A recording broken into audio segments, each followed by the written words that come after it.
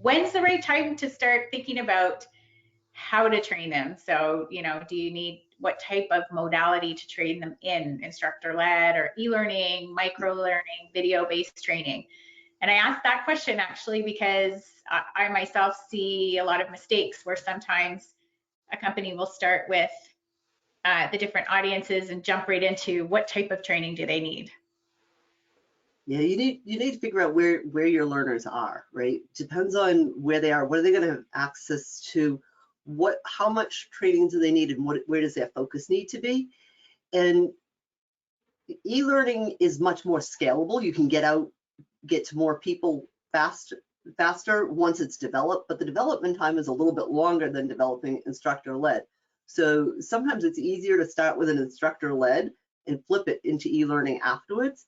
But it really depends on what your customers are trying to accomplish and where they're going to be. If you're someplace where they only have mobile phone, you're going to design different. So you may need to pull them together in instructor-led, or you may need to do a virtual. If they've got access to computer, iPads, things like that, then e-learning you can do pretty quickly. Awesome. When do you think the right time is to decide the modality, like how you want to deliver the training to the learner?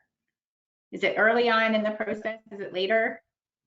You have to decide early on. If you wait until later, you're going to start to develop something, and then you're going to say, oh, wait a second, this isn't going to work. So one of the first things that when you're designing it, you have to know what you're designing for, and you can actually design both at the same time, which is what I like. Best case scenario is developing both at the same time because it does save time. We don't get around to doing that often. We choose one modality and just go down with that one modality first.